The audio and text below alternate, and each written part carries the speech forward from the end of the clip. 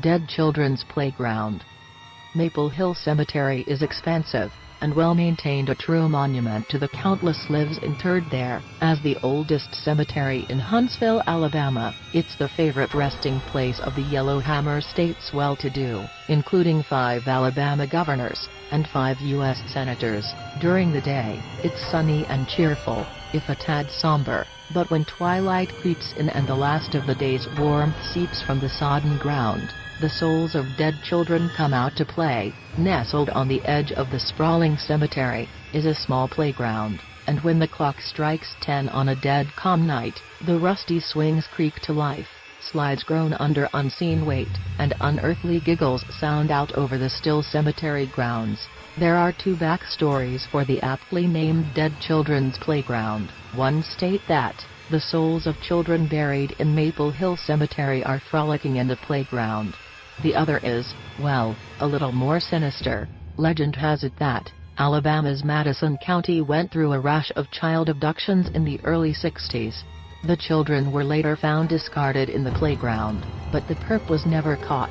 Nobody's ever claimed to have been attacked by the apparitions, although visitors often leave with stories of ephemeral lights floating around the playground, the spirits of the ghost kids.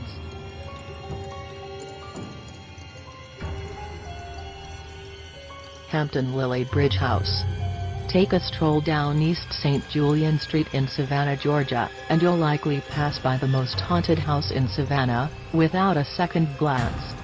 On the outside, the Hampton Lily Bridge House is softly charming, a well-maintained relic of 18th-century America, complete with a quaint little widow's walk perched on the roof.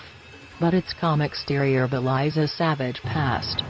A sailor swinging from a makeshift noose, in a third-story bedroom, the dying gasps of an entire family poisoned by their slaves. An ancient crypt below the foundation, accidentally discovered, and then hastily sealed by terrified workmen.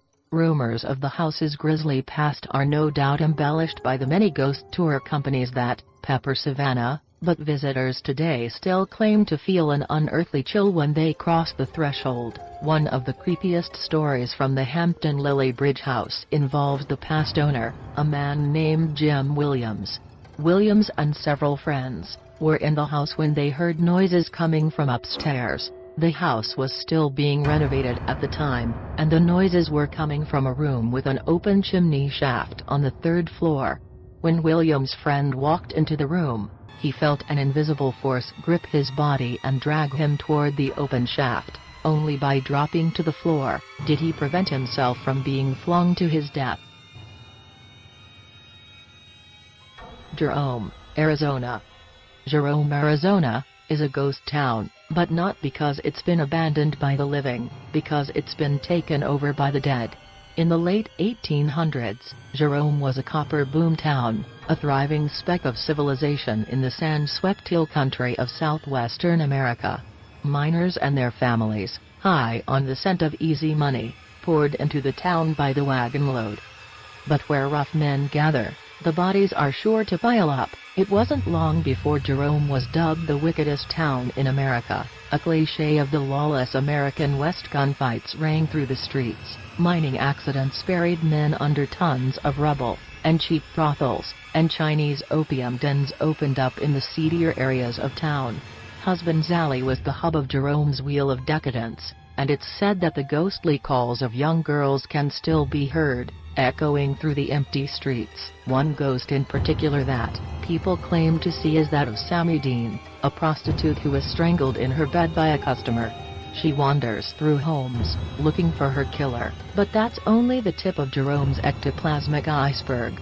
In a nearby mine, Headless Charlie haunts the dark tunnels, searching for the head that he lost in a freak accident. An abandoned clinic holds hordes of emaciated ghosts who died of the flu in 1917. Nearly every street and byway in Jerome has its own macabre tale to tell.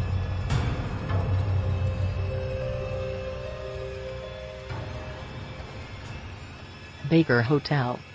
Imagine a derelict hotel, long abandoned, with devil-black corridors, leading past line after line of cracked and sagging doors. Sick light filters through the curtained windows. The spacious entrance halls are silent and still but for the fading echoes of your footsteps, and behind you, a little boy's voice whispers, "It hurts, Mommy." That's the Baker Hotel in Mineral Wells, Texas, at least, if you believe the stories.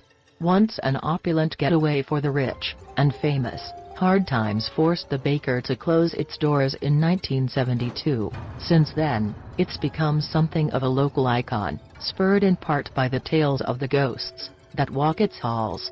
The usual suspects include a woman in white who took a dive off the hotel's roof, an aura of suffering and disease in several of the rooms, and a weeping old woman in a wheelchair wailing the phrase "I can't do it," over and over again. Plans are underway to restore the dying hotel to its former glory, so maybe the specters will calm down a little and just learn to enjoy themselves soon. Letchworth Village. Nobody's going to deny that an abandoned mental asylum known for raping and abusing its patients is going to be pretty creepy all on its own, supernatural interlopers or not, but Letchworth Village packs a double punch. Built in New York in 1911, Letchworth was considered one of the most prestigious mental health care facilities in the country. It was the spot where the first polio vaccine was tested in 1950, a fact which should have nailed it a spot in history all on its own, if the test subject hadn't been a mentally challenged 8-year-old boy, who couldn't have given consent even if he'd been asked. As early as the 1920s, rumors were already circulating of the atrocities being committed behind closed doors in the village. In 1921, almost 1,200 patients, most of them small children, were crammed into the severely overpopulated rooms. That's the same year the head physician, Dr. Charles Little, announced that he intended to use the patients in medical experiments. By the 50s, over 4,000 mentally disabled men and women were crowding each other for sleeping space in the hallways. The patients were neglected, many of the women were abused. A cloud of death began to fall over the diseased grounds. The village closed its doors for good in 1996, and since then, reports of ghostly occurrences have made the rounds, children giggling, desks and chairs scraping across the cracked concrete floors, towers of cardboard boxes simply marked deaths. Every visitor reports some unexplained phenomenon at Letchworth Village.